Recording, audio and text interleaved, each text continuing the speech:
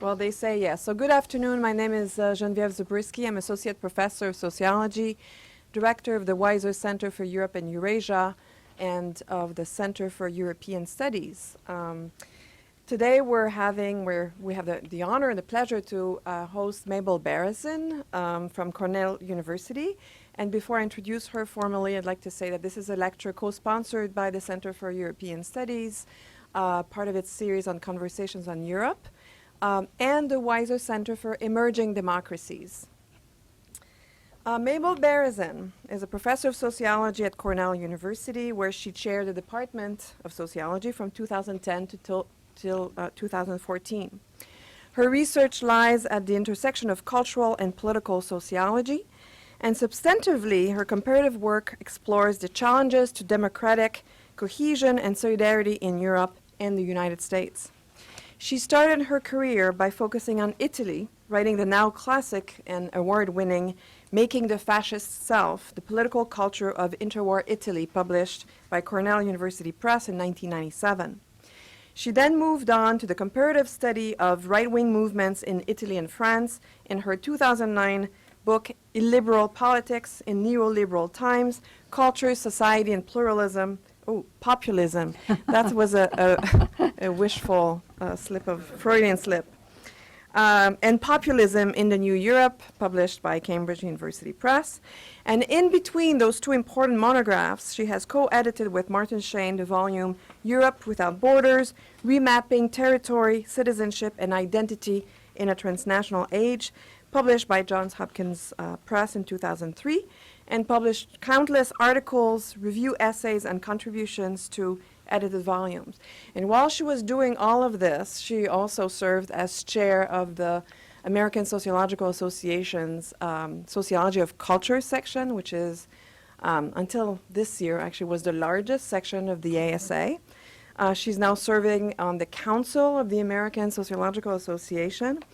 And her work on right-wing politics and authoritarianism suddenly is actually a current events topic. So she's very active. If you don't follow her on Twitter or Facebook, I highly recommend it, because Mabel comments on everyday politics in France, Europe, and the US on a regular basis.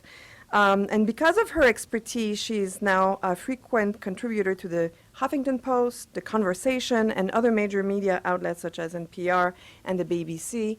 And this morning, while she was in Ann Arbor, she was busy being interviewed by Australian, also broadcast media. And she's been interviewed also by Polish media. So she has truly, she's a mega international sociologist. She's now at work on a monograph entitled When Security Ends, The Crisis and Challenges to Democracy in Europe and Beyond, which addresses the global resurgence of nationalism and the populist challenge to democratic practice. And her talk today is from that new project. So please join me in welcoming Mabel Barrison. And please also make sure to silence your cell phones.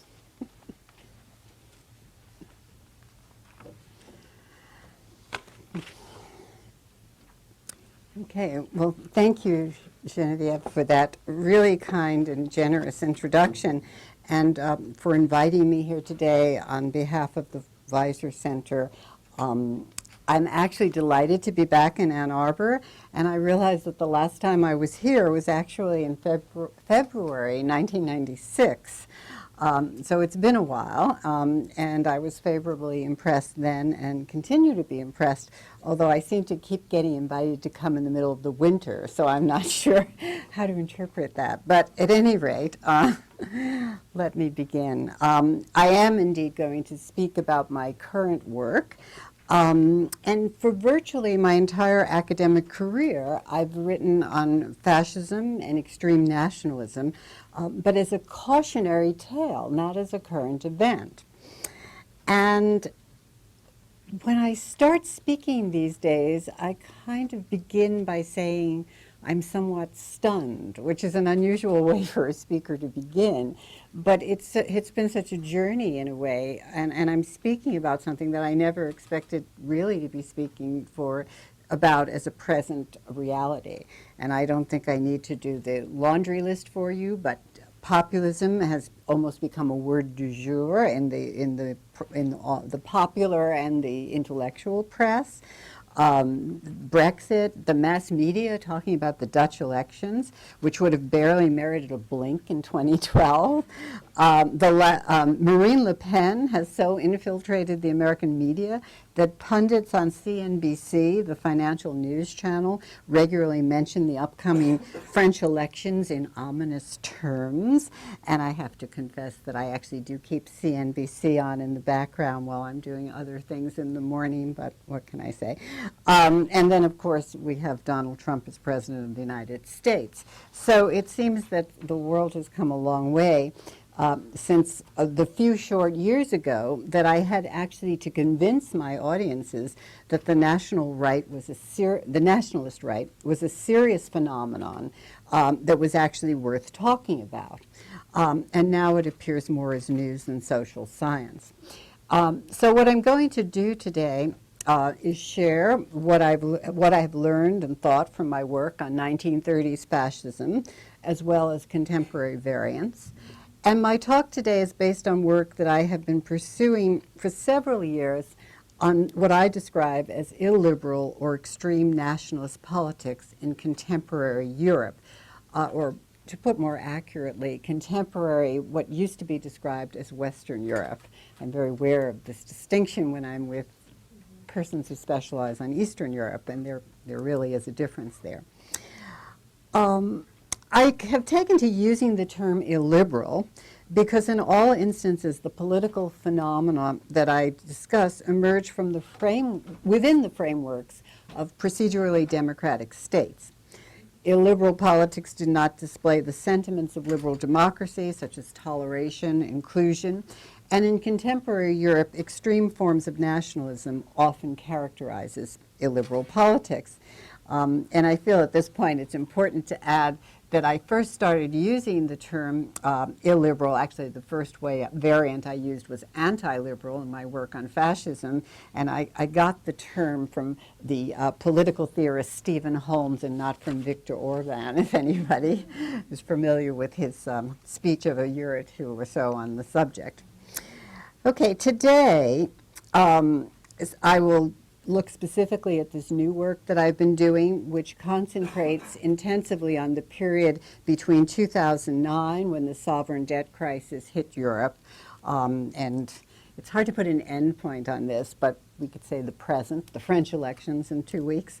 And an implicit part, an undercurrent of my talk today is the question as to why analysts missed or underestimated the phenomenon of the contemporary European right. So I want to begin, for those of you who don't eat and sleep the European right, I want to give some sense to you of the cast of characters that I will be speaking about today. And the one thing, I'm assuming many of you know how European politics are sort of parsed, but basically the center-right is basically people like Sarkozy in France, what we used to call conservative Republicans. I'm not sure what we'd call them today. And the people I'm talking about used to be, and it's unclear where they are exactly today, the far right, in distinction to basically to the center right. But they do vary from country to country, and the people that I'm talking about today have mostly have entered the parliamentary sphere or mainstream politics in one way or another. So the whole notion of calling them extreme is questionable in and of itself. So the first group that I'm going to put up here, I think I'm going to put up. Why isn't this moving?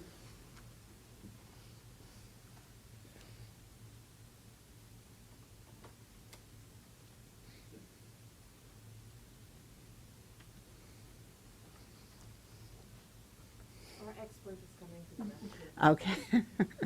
Well, I'm going to show you a bunch of pictures because I think that pictures are worth more than my descriptions of these people, and if we can get the slides moving.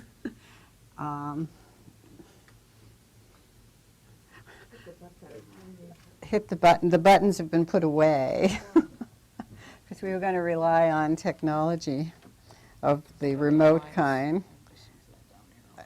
This one? Okay. Oops. Uh-oh. That may have stopped it. Oh, okay. It got bumped somehow. Okay, great. All right. I was getting nervous there. So here we have a picture of the no, we don't.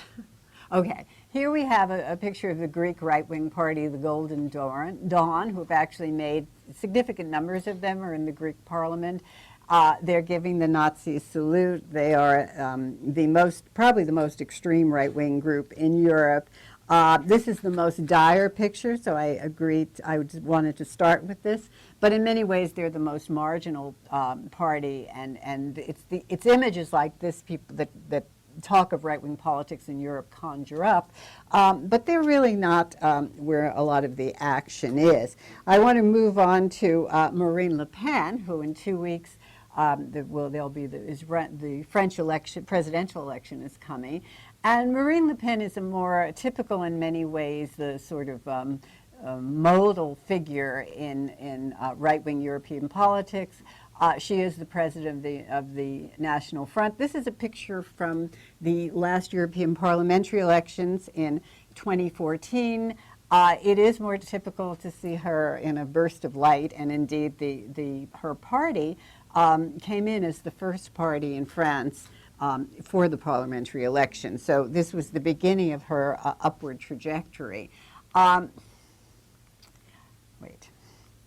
Okay, and here we have a picture of her on a recent campaign stop. She's looking sterner. She usually actually looks more like the first picture, but I wanted to use this picture because it shows her, her campaign theme, "In the Name of the People," Marine for President, the blue carnation instead of the red carnation of the socialist, or the blue rose in contrast to the red carnation that socialist parties typically use.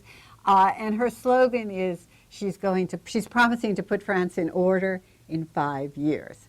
And I don't know if she plans to, well, 5 years is a presidential term in France. She has claimed that she's going to call a Frexit vote as soon as she becomes president, although she's walked back from that a little bit. But she also claimed that if she lost, she'd resign immediately. So we don't know, but this is sounding more like a quotes, normal politician. She has been in the New York Times. She has been on op-ed pages. She has addressed the Oxford Student Union. She was named Time Magazine's twice most influential, they have the 100 most influential people.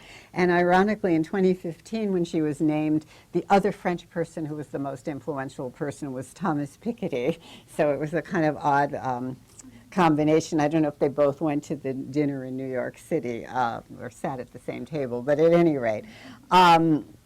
And this past October, there was a full-length interview with her in Foreign Affairs, which is pretty high in the list of international relations as truly making it in that world. And she recently, 2 weeks ago, had a live interview with Anderson Cooper. She's been on an upward trajectory since the French presidential election in 2012, and she is on track to come in first in the first round of the French presidential election on April 23rd, although she's not supposed to win the presidency. The second person in my pictures here, or the third person, is Geert Wilders. Anybody who was turning on the TV a week or so ago, this is the person who everybody said lost the Dutch election. He didn't really lose anything. He's not going anywhere. It's a coalitional system. But every time he's never really come in first. He's been in the government before. Goodbye to all that. Well, maybe he's probably going to come back. And he's not, as I said, he's not going anywhere. But he's mostly known for his anti-Islamic statements. And you could see that in this picture I've used. He's also desperately against the EU. And then I don't know why I'm blanking these out. Oh, and then the last person, a jaunty, jolly fellow who is Jimmy Åkesson. He's the head of the Swedish Democrats. This is the third largest party in Sweden. Their motto is, again, let's take Sweden back. It's the third largest party, but it's the second most popular party, according to public opinion surveys, recent public opinion surveys, behind the Social Democrats. So there you have a flavor of what the landscape of people and parties is. Now, as a comparative historical sociologist, I've always taken a narrative approach to nationalist parties, which has allowed me to explore certain connections and trajectories that more standard political science approaches miss. So I consider what I'm doing right now an interpretive history of the present that builds off and extends the arguments that I presented in my 2009 book, Illiberal Politics in Neoliberal Times, a book which focused primarily on France and the Right National Front. And I want to just briefly revisit now what's some of the main points of that book, points that seemed speculative at the time, but actually in the light of current realities seem somewhat predictive.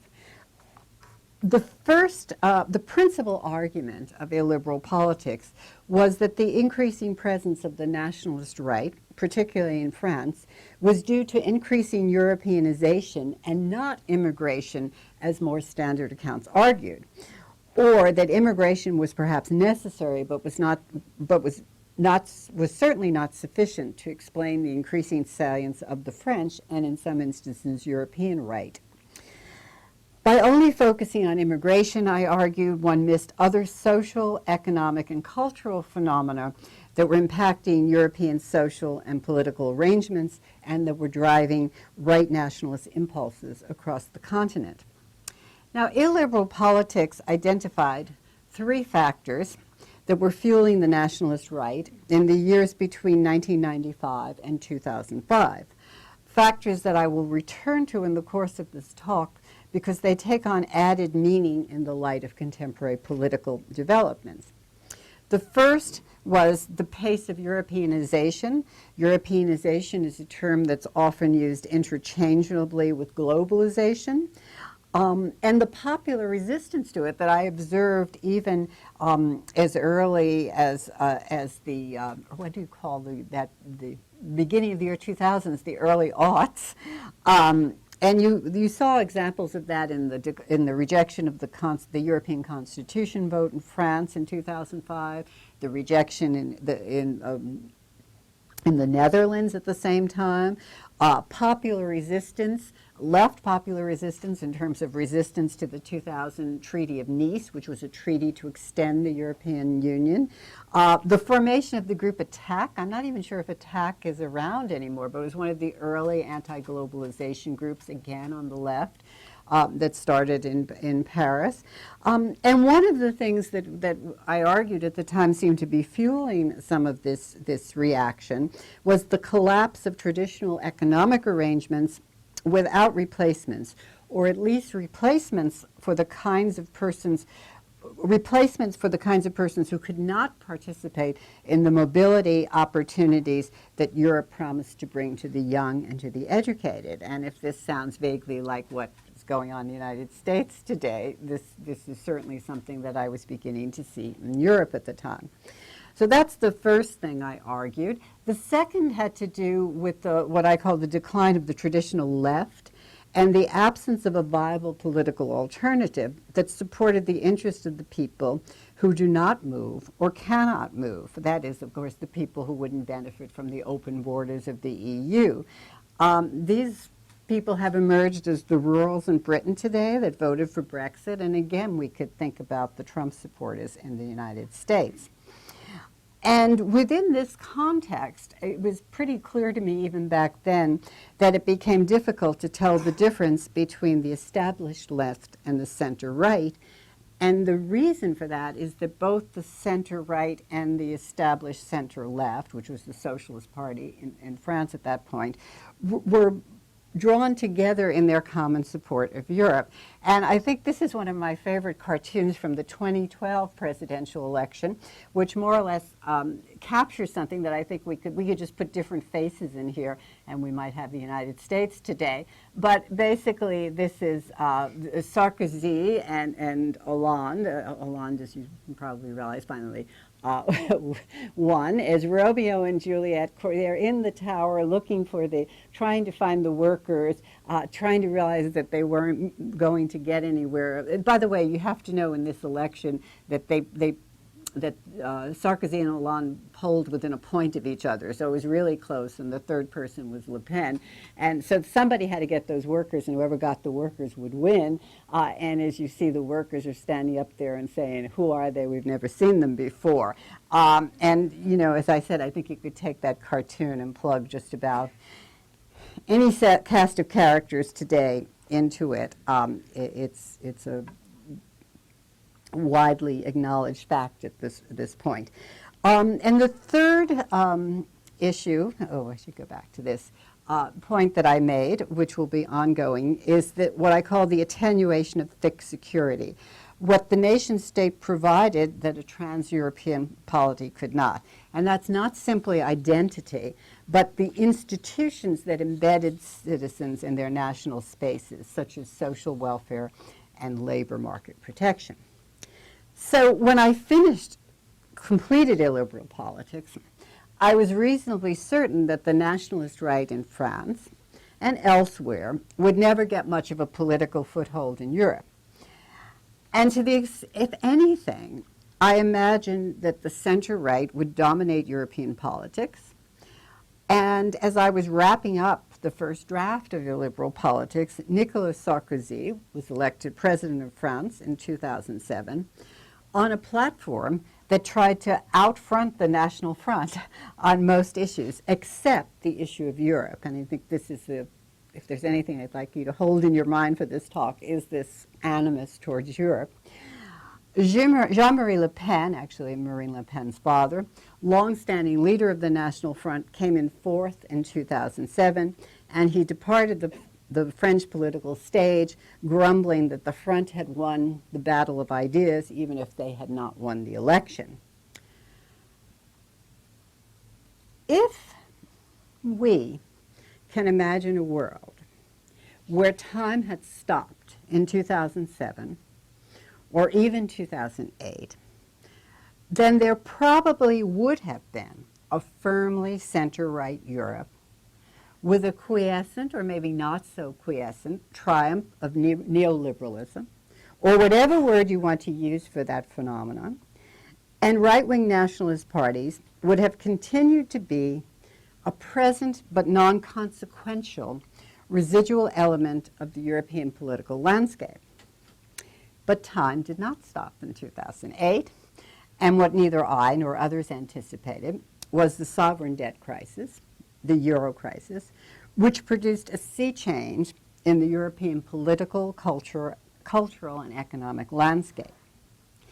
Before 2009, it was almost impossible on the part of national leaders and politicians, as well as the academics who study Europe and European integration, to imagine the insecurity that the sovereign debt crisis, which began in 2009, I dated to 2009 with the restructuring of Hungarian debt, and has accelerated ever onwards. It would have been hard to anticipate that, or to anticipate the intense reaction against Europe writ large that this crisis generated, and how it propelled these nationalist parties forward, beginning with the 2009 European parliamentary elections, where the European left crashed and the center-right dominated, and the nationalist right began to acquire political legitimacy as well as seats in the European Parliament. And in the spring of 2009, I was a Bordel fellow at the European University Institute in Florence, and they have their political science department has a lot of very high-powered quantitative political scientists, and they had all sort of come together to analyze the results of the 2009 European parliamentary election, an election that hardly anybody would even think about it anymore in many ways. But basically they were all, I mean, I don't want to say they were crying, but they might as well have been, because they really saw this moment as the decline of the European left. And again, that's before we even, all the things that have happened since 2009. So it really was, I think, a watershed moment, even if it's a watershed moment that people have tended to forget. It seems like we are overwhelmed with these moments. At any rate, I wanted to go from this point to actually moving into the general argument that I want to make for the remainder of this talk. And my general point, which relates back to my title, that is Extreme Nationalism and Security Crises, is that we are in a historical moment where the continuity of political organizations, that is the right-wing parties that I'll show you in this part of the talk, have been around for a while, have met what I call the contingency of events. That is the triple crisis of austerity, migration, and security. And this is how I'm going to divide the rest of the talk. First, I'm going to focus on continuity and what I'm calling the newness narrative, and then I want to talk about some of these events. The newness narrative actually is something that's easy to pick up. Either it's not only in the popular media, but it's also, I often hear it among academics. People I often think should know better if they've been following, especially if they study European politics. But the argument is something like, well, these parties have kind of emerged out of nowhere, and this is a rhetorical stance that is not very hard for you to find. That's all you have to do is pick up a newspaper, and you could even look at some of the latest issues of some of the political science journalism. Now, the problem with the newness narrative is it obscures continuity, and the continuity is a very important part of this story here.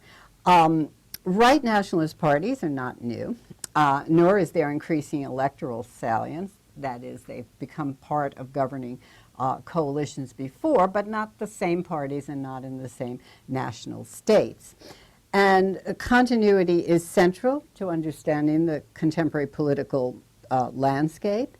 And what is new and needs to be accounted for is the speed of events in the years between 2015 and 2016.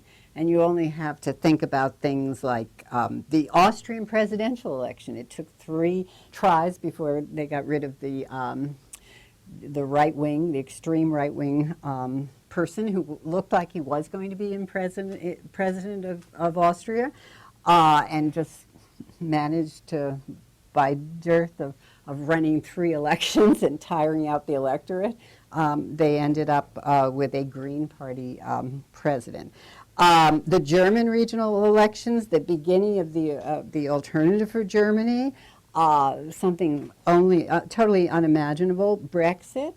And I can't even begin to talk in detail about what's going on in Poland, Hungary, and then, of course, Trump in the United States. So my argument here is that, at least in the case of Western Europe, what I know best, is that we are currently in a political moment where trajectory has met opportunity. And it is the collision of what I'm saying of continuity and contingency, events that have acted as accelerants on party institutions and some extra-parliamentary movements that were basically already in place, even if no one seems to have noticed them. And I think it's important to recognize this going forward.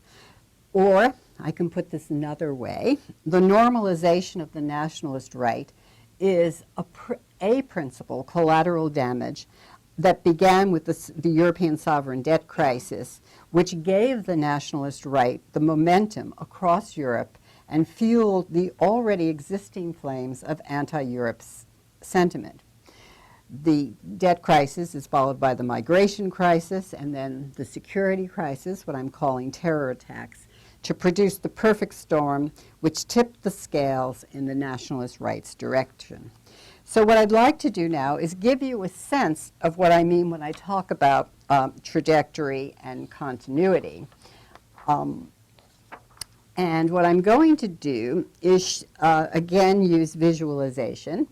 And I want to show you, I started collecting this data basically because I was having arguments in presentations when I was trying to tell people, mainly I was having arguments, I guess, with political scientists, but basically I was trying to say that something had happened in 2009 that was beginning to push the National Front, the right-wing parties forward. I was particularly focused on the National Front in France. But then I just decided, why not look at all the parties? And there are lots of political scientists, I'm sure there might be a few in this audience, who collect lots of data on what outcomes of political elections. And I thought, well, you know, why don't we just collect them ourselves and see what we get? And I had, it may not seem like this, but it took armies of undergraduates to do this for me. And basically the first thing I did was I got together what I called a consensus of experts. I took every book from 1995 to 2011 that was published on right-wing parties, and I tried to get a sense of who people considered right-wing parties. And once I had that list, I basically went to two sources.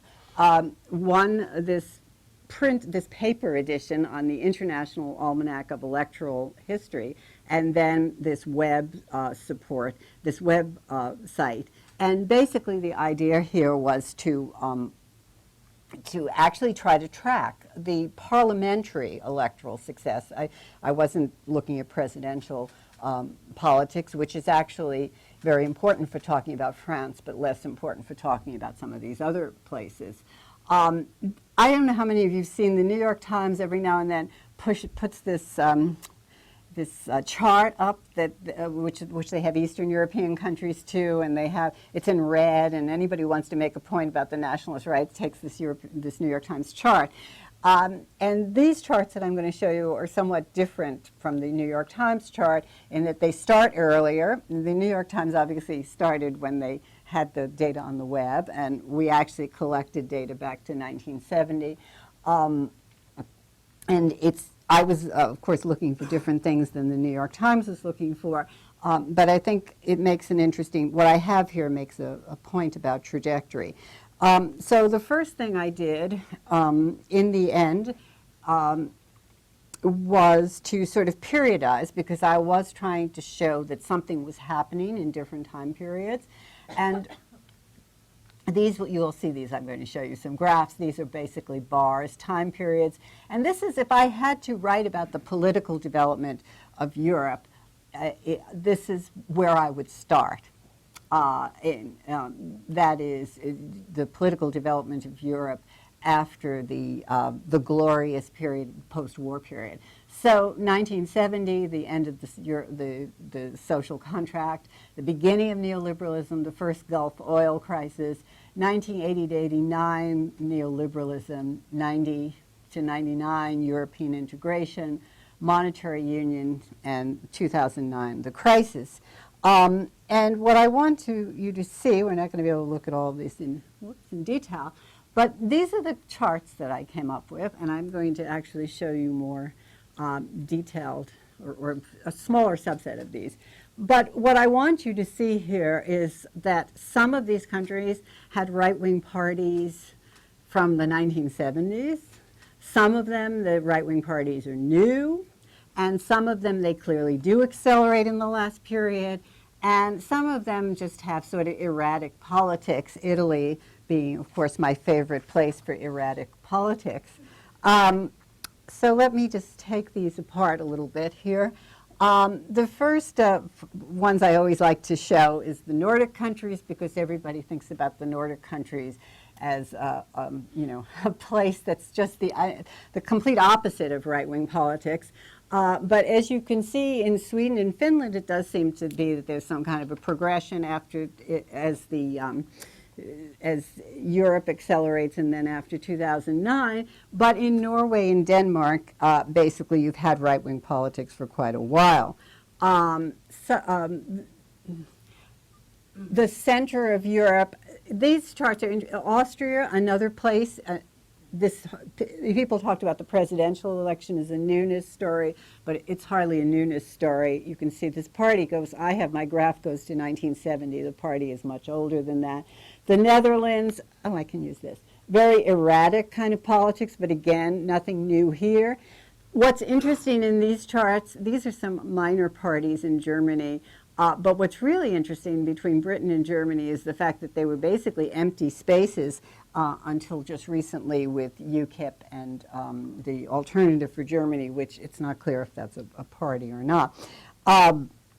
The other, one more set of these, and then lastly, what I'm calling the center of Europe, France, it's up and down, Belgium, continuity, Switzerland continuity. And the last set of slides is Mediterranean Europe, with the exception of Italy, which again has unusual politics, right-wing totally absent from Spain and Portugal, and Greece absent until this line represents the Golden Dawn, but in fact they were not the most important party in Greece by any means, and Syriza actually, the left-wing alternative actually ended up being more important.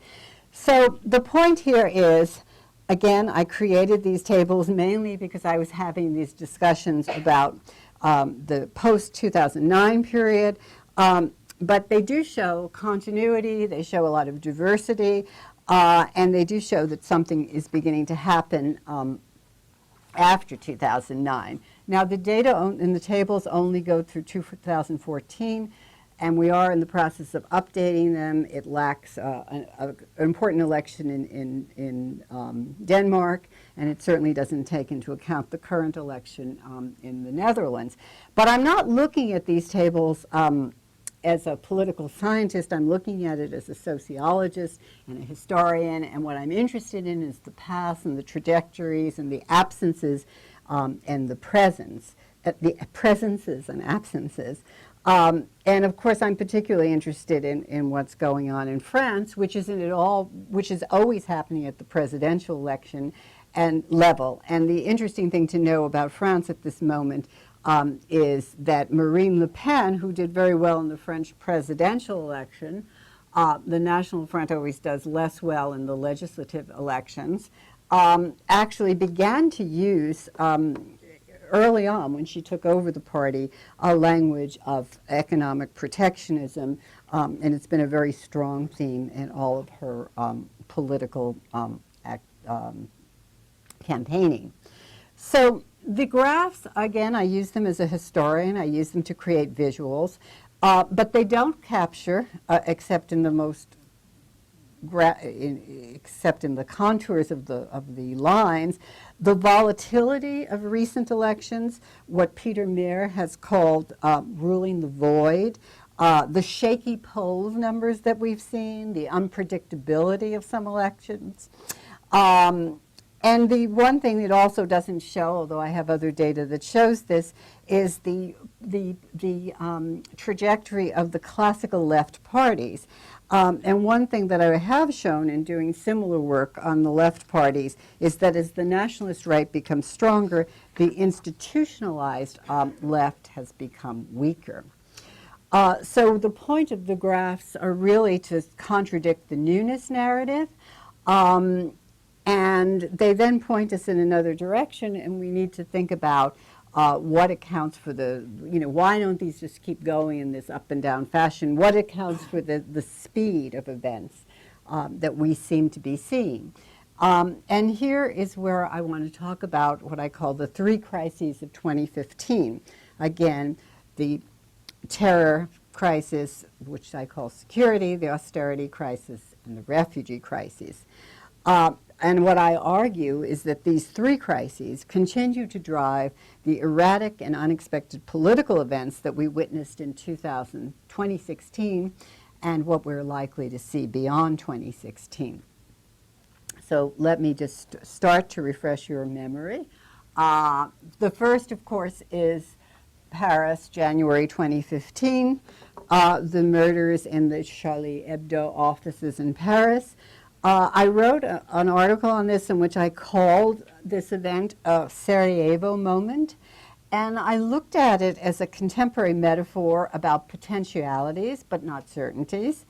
And I was thinking when I heard about the events in Paris, that events that across Europe, it seemed that a lot of these fractures and fissures was approaching a tipping point that might result in at best, a nationalist center turn, or at worst, political instabilities of a type that resembled, but only resembled, because we cannot go back, the post-World War, the post-World War I period in Europe.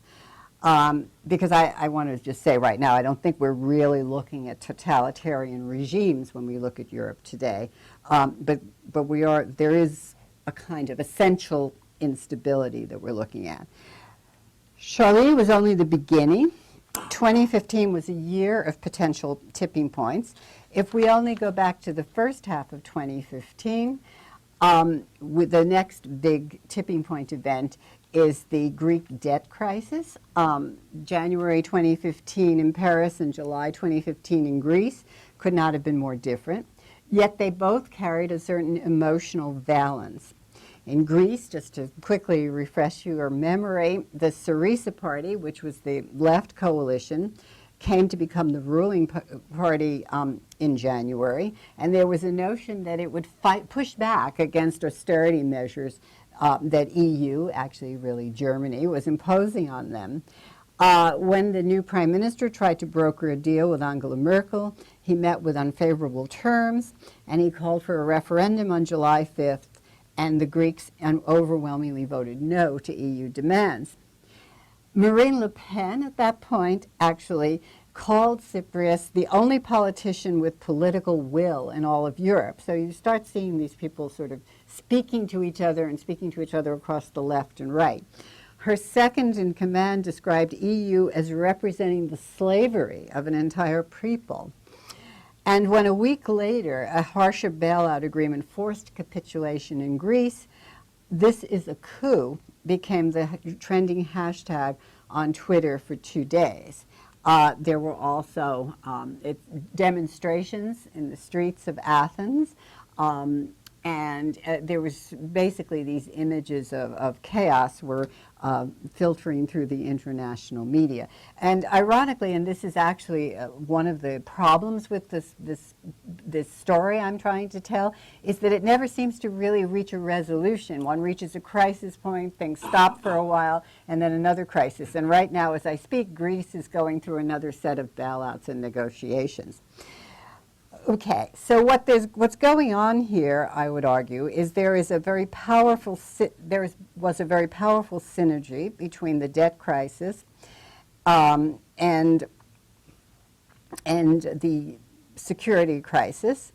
But the second half of 2015 brought into focus a third crisis, although it started earlier in the spring, and that was the worst asylum and humanitarian crisis since World War II, coupled with ongoing concerns about integration and religion. The refugee crisis, almost more than the others, had reached a wide public, and social media and media of all sorts became involved in this. Can we forget the image of the dead child on the beach? I'm sure all of you have seen that image. It became almost iconic. It was widely circulated. And again, just some images from the Greek, just in case any of you forgot any of the refugee things. And then this was the poster, actually, that was widely used in Britain before the Brexit vote.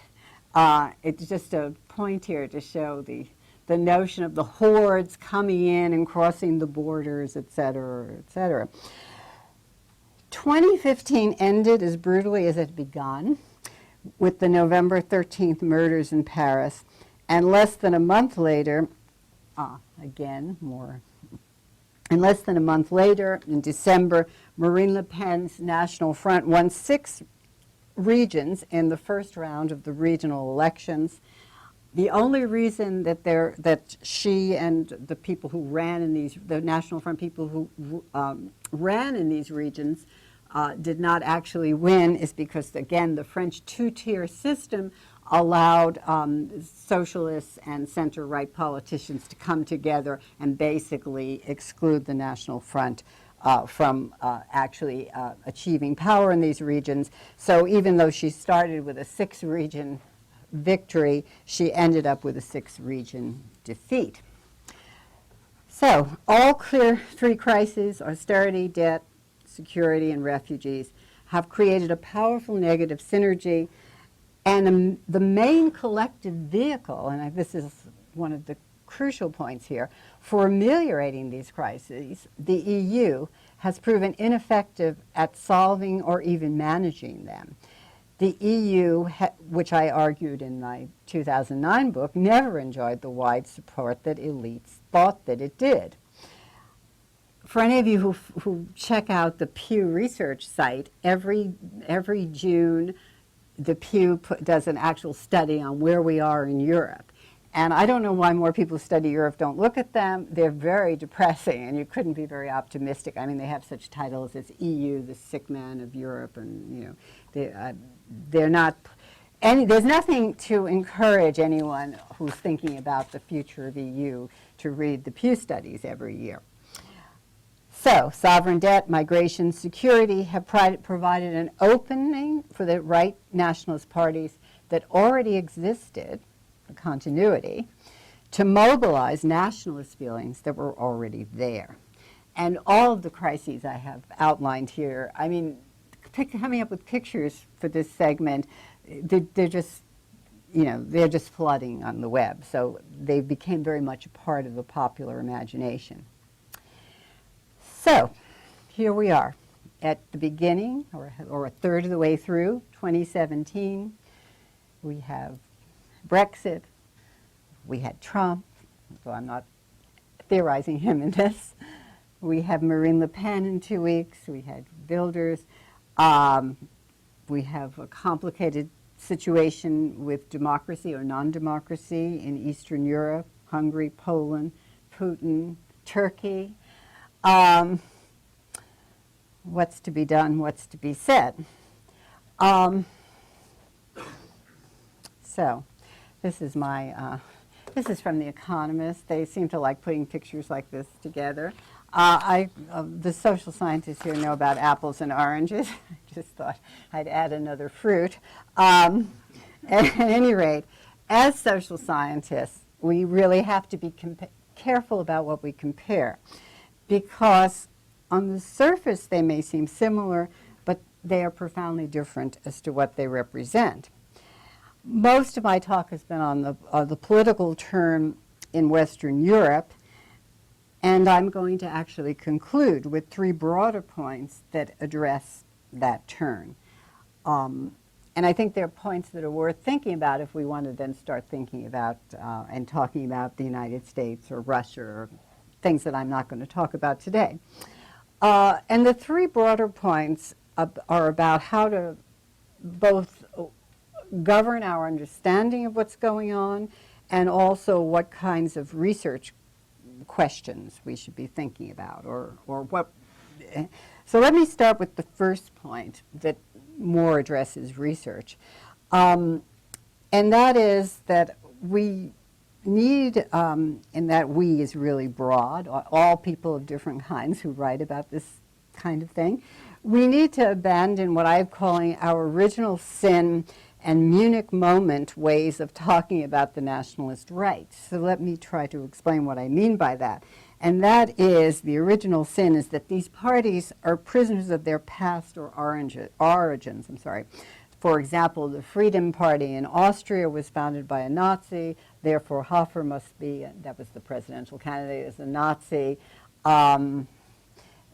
That is not very helpful. Marine Le Pen will become her father, who was a very provocative, xenophobic person. Once these people these people campaign, these national right-wing people, they campaign on a kind of a big tent platform, and then once they get into office, the Munich moment, they betray anyone and they go back to their xenophobic and fascistic ways. I think we need to stop using the term fascist so loosely. After all, it is a term with historical specificity.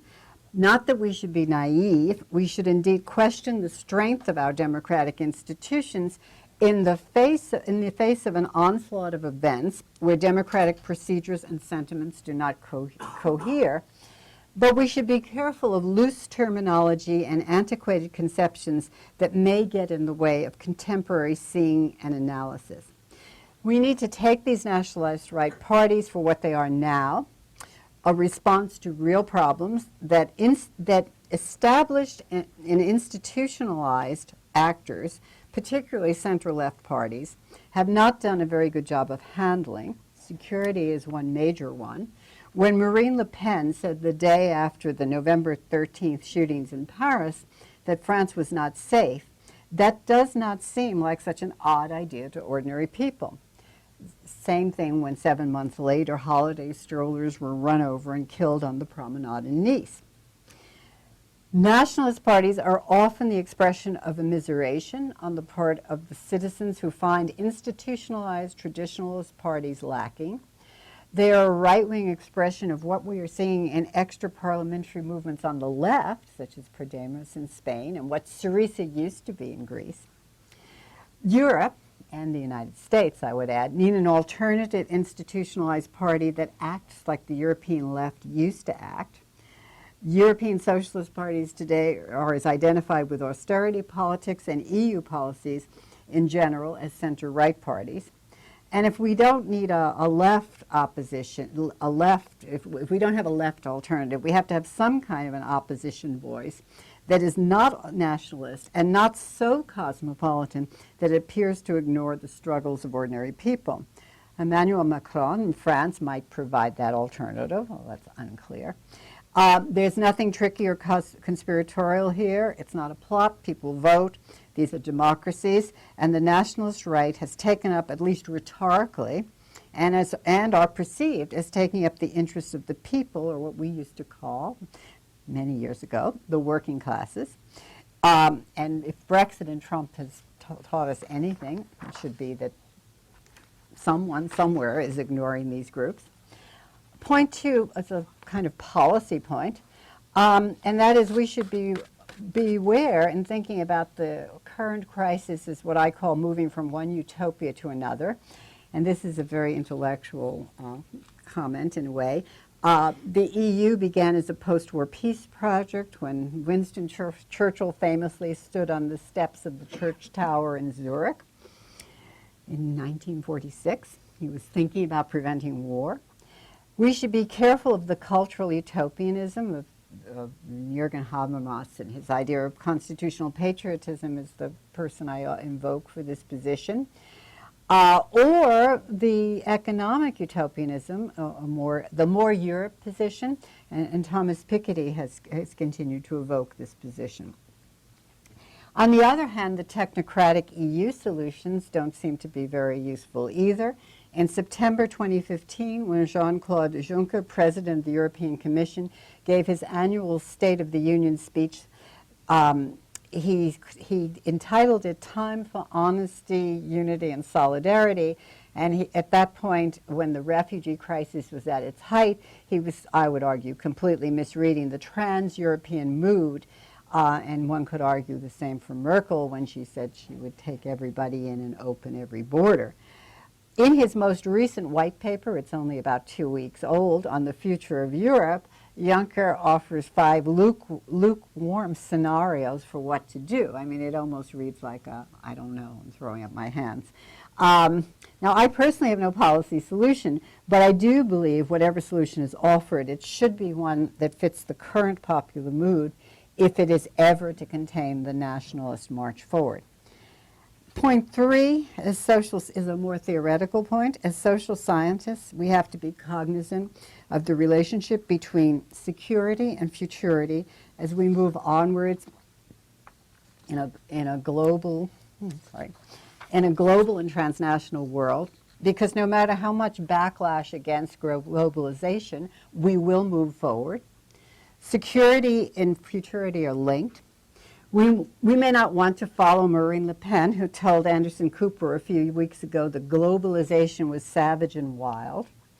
But we might need to consider the words of our sociological colleague, Craig Calhoun, who said in a small book, Nations Matter, entitled Nations Matter, that nations are not moral mistakes. Nation states, they are still with us, provided thick security, used to provide thick security, that is, political security through citizenship, cultural security through religion and language, and most importantly, social security through welfare state models. Security, economic, political, cultural, stabilizes meanings, creates solidarities even among those who are different from each other, because security provides a stable narrative about the future. It provides hope and imagination. What would thick security look like in a post-security policy? Well, a depressing feature of the current European economy right now is not unemployment per se, but statistics on youth unemployment that are in the high double digits, not only in places like Greece and Spain, but also in places such as France, which has currently a 17.2% unemployment rate, according to the OECD.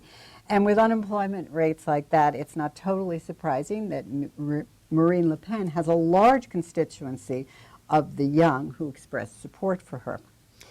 A 2015 Pew study on Germany, Italy, Greece, Poland, and France found that over 50% of European millennials viewed success translate into a future that they could imagine as out of their hands. Now, this isn't unique to Europe. I imagine you'd have similar findings in the U.S.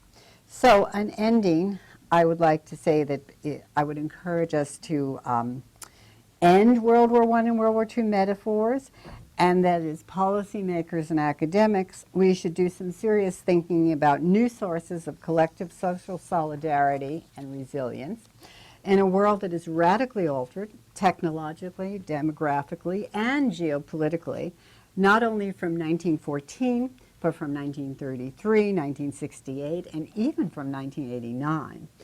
And I would like to end with my favorite quote that I can't ever not end with, and that is from John Maynard Keynes' Economic Consequences of the Peace. And the parts, I won't read the whole quote, you can read it, but the parts that I find most compelling, the events of the coming years, the future, our future, will not be shaped by the deliberate acts of statesmen, but by the hidden currents flowing continually beneath the surface of political history of which no one can predict the outcome. These hidden currents are becoming less hidden lately, and until politicians, social scientists, policy analysts deal with the events, unfortunately, the nationalist right has to just show up to do well in elections, and that's what they seem to be doing. So, thank you.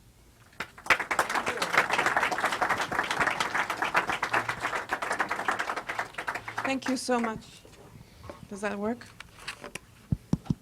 Yes, now that works. Thank you so much for this fabulous talk, Mabel. Thank you. And we have about 20 minutes to take questions. And given the size of the audience, we will take, I'll take 3. Professor Berezin will answer, and so on. I would ask everyone to please be brief in the question, and perhaps say your name before you start. So, 1 here. Could you comment on Russia's role in these events taking place since 2010? I'm sorry, I didn't... Russia's role, Oh, Vladimir Russia. Putin. Okay. Is that a factor? Yeah. Do you want to take another one? Or I could answer that one easily, though, and that is Okay, I so can't. let's I can't this very one, well. And then raise your hand, and we'll bring a microphone to you. So you can answer that one. If you Well, I wanted to say that I've been reading that. I'm kind of skeptical, I guess, but I don't feel that I've gone into it deeply, because my reaction to it has been skepticism, because these parties have been working before Putin came along. So I don't have a great answer, but that's why I don't have a great answer, is my skepticism. I know that scholars do not like to become prophets, But in that context, also looking back and also taking into account your almost final words, will there be war? Oh my God.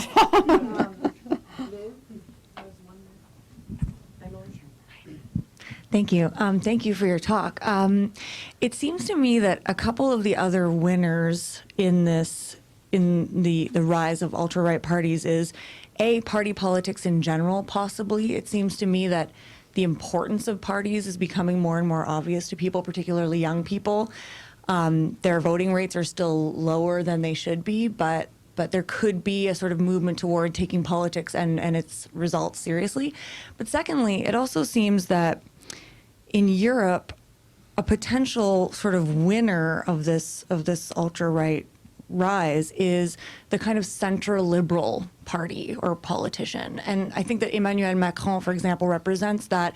He's neither a socialist nor a UMP, but he's picking up a lot of popularity and significance. And so I'm wondering if you can comment on what you think this sort of center-liberal aspect of electoral politics captures and what its capacity might be in the future to sort of dispel the impact of ultra-right nationalist parties. Will there be war?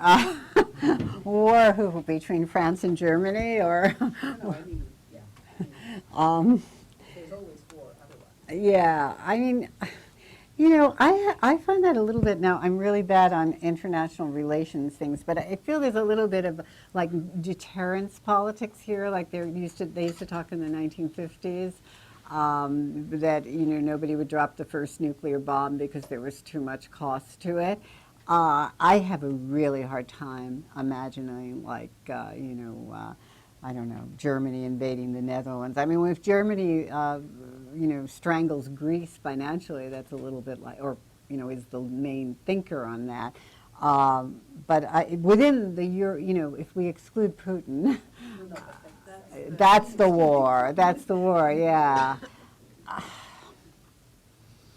So Putin is going to invade France or Germany like he invaded the Ukraine. He might start with Poland. It's closer to Romania, Eastern Europe. Yeah, and we're supposed to be invading North Korea too. I find it hard to imagine. Maybe this is where I'm slipping into my academic rational, you know, my habitus of rationality. Because even though I had a bad feeling in my chest before the election, the American presidential election, my rationality kept saying it couldn't be. You know, I should have listened to my gut, basically. But I find it hard to imagine, despite what we're reading. It just seems to me so counterproductive in so many ways. I could more easily imagine, you know, the United States invading North Korea than I can imagine Putin invading Poland, for example. But I don't have a better answer than that. Maybe I need to think about it if I'm going to put Putin's picture up. But that, I think, is the economist problem. As to the parties, this is a really interesting question, because one thing that I found it interesting, the way you formulated it, is because the lack of importance of parties is actually a relatively new phenomenon. When I was in the ancient days of about 30 years ago, when I was a graduate student at the Center for European Studies at Harvard, I mean, there were people who came in every day who literally believed it was their faith. I mean, some of them were actually real faculty members in the doctrines and ideologies of the various political parties that were still in existence in the 80s. Most of them are gone, those parties. You know, one of my great friends was George Ross and Jane Jensen, and they wrote about the declining communist cell, and they were really concerned about that.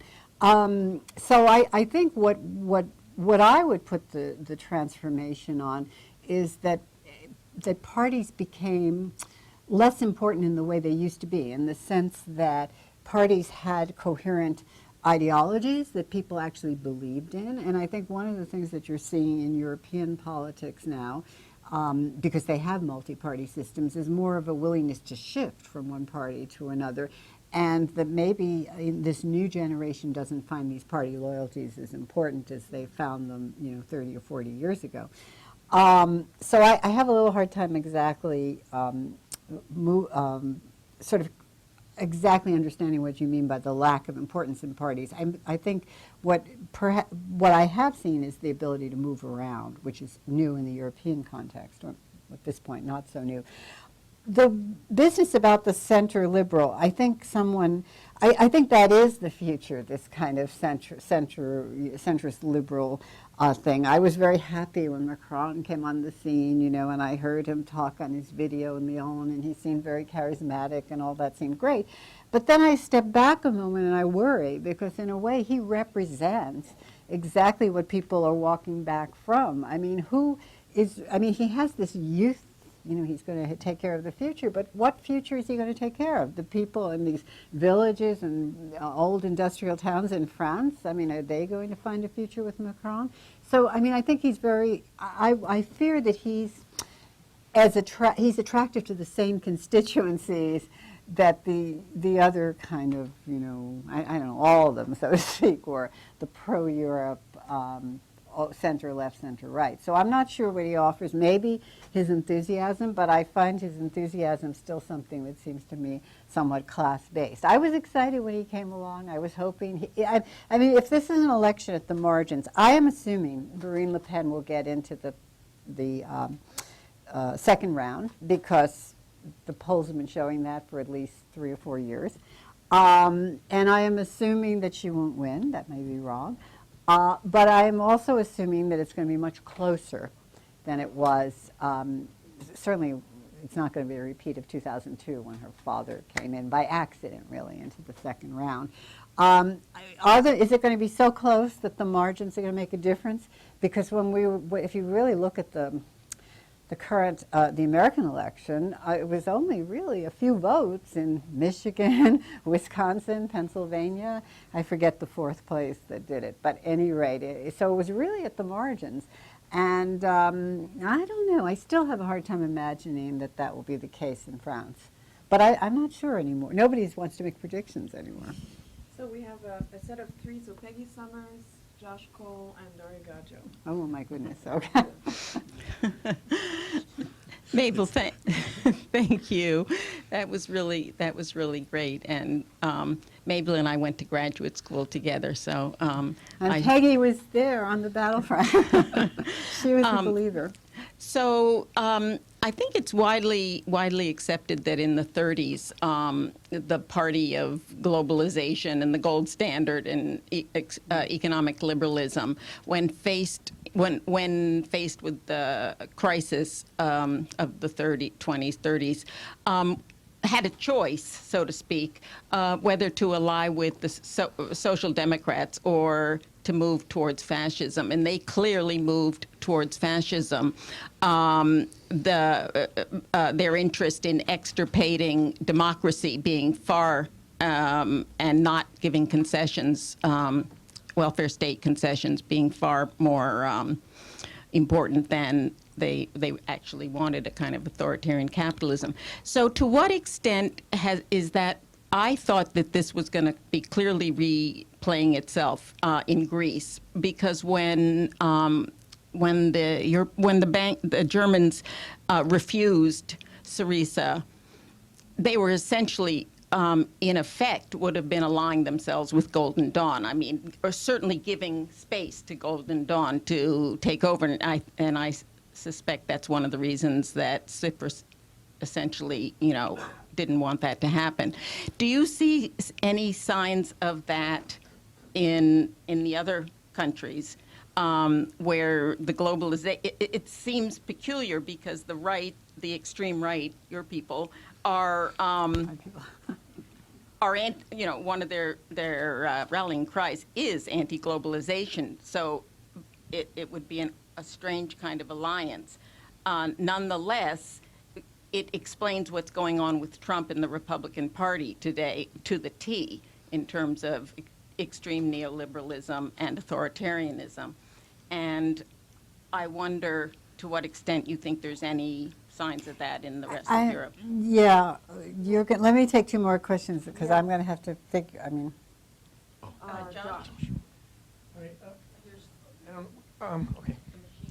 So my question pertains to the argument you make about continuities and the fact that these are not new parties, that they've been around for a long time. And I certainly agree with you on the presence of these parties and certain kind of messengers for that political position. But I also think that these parties, and certainly in the French case, which I know best, these parties are also coalitions and the kind of shifting groups that are a part of these parties. The constellation has changed over time. So, in the 60s and 70s, when Le Pen was creating the National Front, it was this loose coalition of, old political operatives from Vichy and people angry about the loss of Algeria. And that coalition has changed a lot. And it's not just a generational shift from Jean-Marie Le Pen to his daughter, but it's really a shift in the kinds of support. So what I want to, I think the way I want to relate this to your conclusion is to say when the right wins by showing up, what exactly are people voting for? Because I think the concerns have changed a great deal over time in these places. Okay. Right. Well, thank you. And so my question is really a version of Peggy's question, I mean, in a way. So it is about, I want to ask you whether your thinking has changed at all since your last book, right, about, the illiberal dimensions of these movements. How illiberal are they really, in the sense that one could even almost argue, right, if you kind of compare what is going on in Europe today, many of these countries, and in the U.S., the degree to which in a sense, it's Europeanization in a way. It's the presence of the EU that prevents the kind of alliance between in a sense, the globalization forces, the political, establishment, the people that everybody rails against. The hidden forces, right? That Keynes talks about, and so on and so forth. The fact that they are in favor of the European Union, fundamentally, not because they have to, because that's who they are, that's what happened. So prevents the kind of really astonishingly scary alliance between the Trump and the Pences, right, and the kind of the establishment of the populists that is ultimately, right, has that kind of 1930s a moment that I think in some ways what is happening in this country is is actually far more scary than what is going on in France, even if Marine Le Pen won, because of this constellation that I think is truly terrifying anyway. Okay. Is there another question?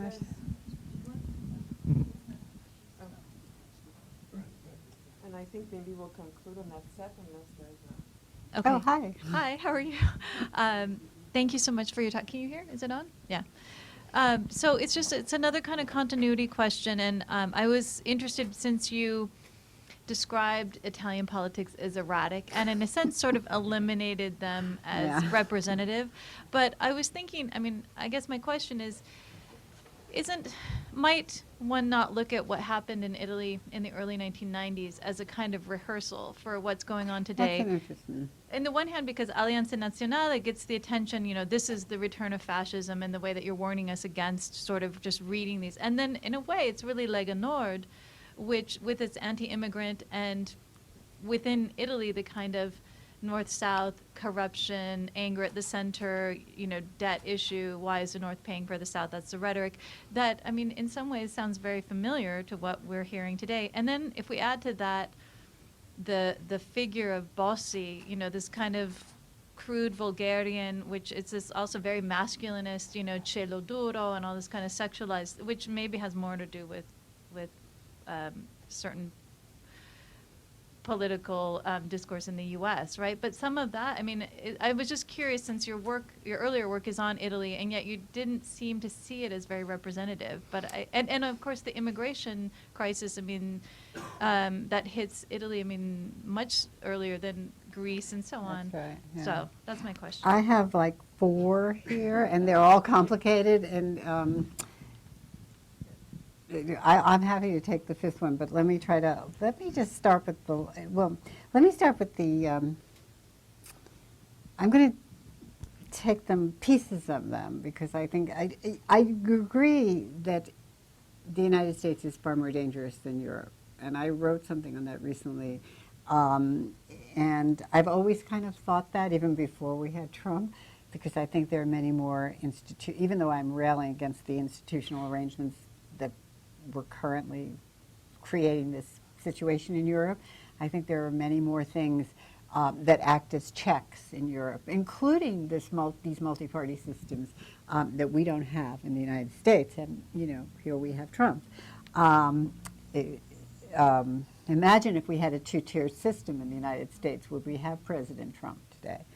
I want to come back to the economic aspects of both Peggy and Dario's question, but let me just quickly on Italy.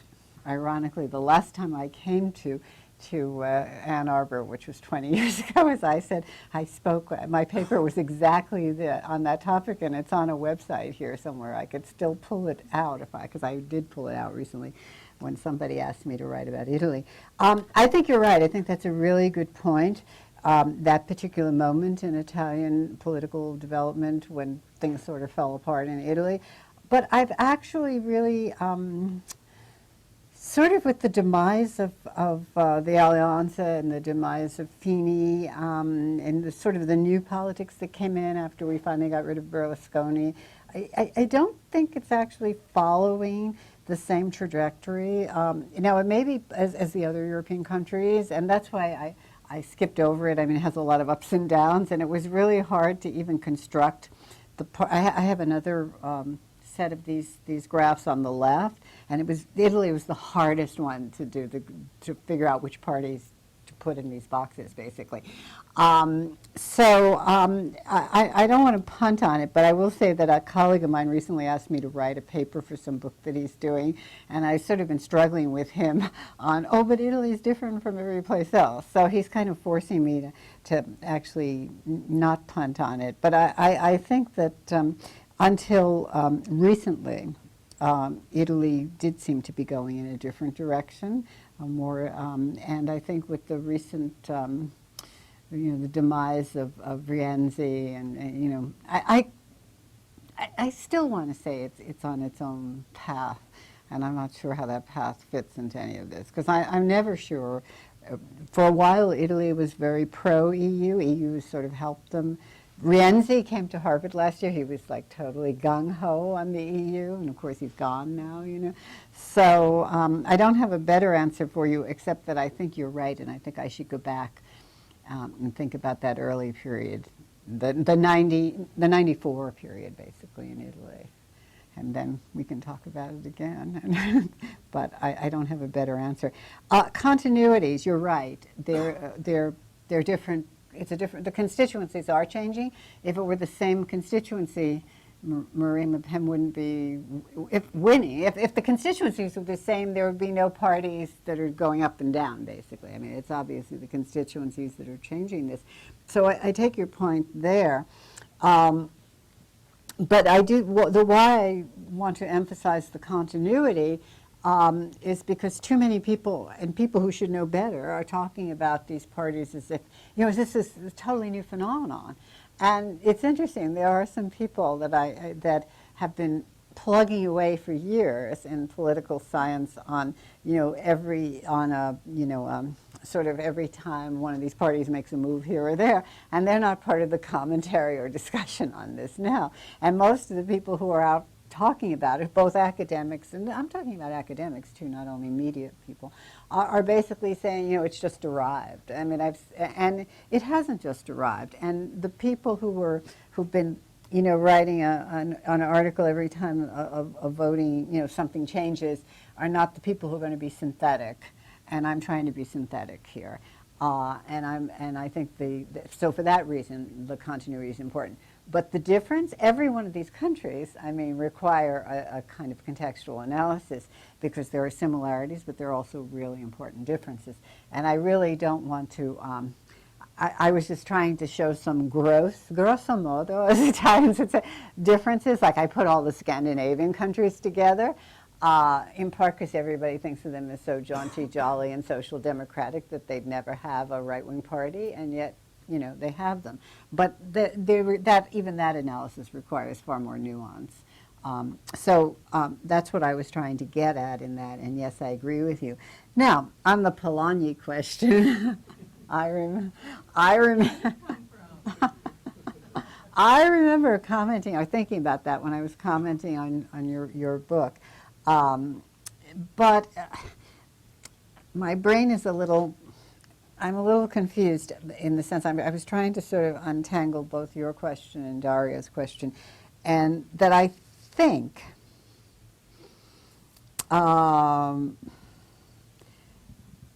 yeah, I was kind of confused, Peggy, by what you were saying, because if we just forget the 1930s and take Greece for now, I think you said that you thought that EU, this is what I want to just try to get that straight in my mind, that basically the euro is buttressing the Golden Dawn. It's an alliance. After the referendum. Yeah. And when the Germans wouldn't back down. Right. And essentially said, folks could care less to Syriza. Right, right. Democratic Party, and forced them to accept austerity, even though they just voted not to. Right. As a Democratic. And I'm saying that by doing so, Yes. Syriza had pulled out at that moment. If Syriza had pulled out, yeah. Not that they did. In Yeah. fact, they surrendered, and we know what happened.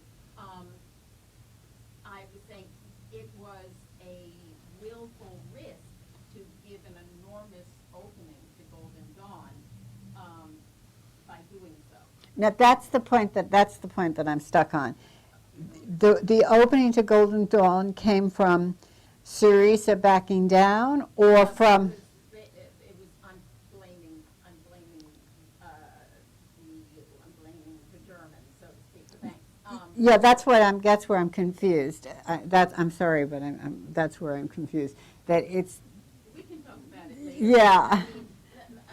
Just reframing it in the. Because I would think Syriza backing down really would give an opening to the Golden Dawn, and maybe you're saying that the Germans wanted this to, that's where I'm getting confused.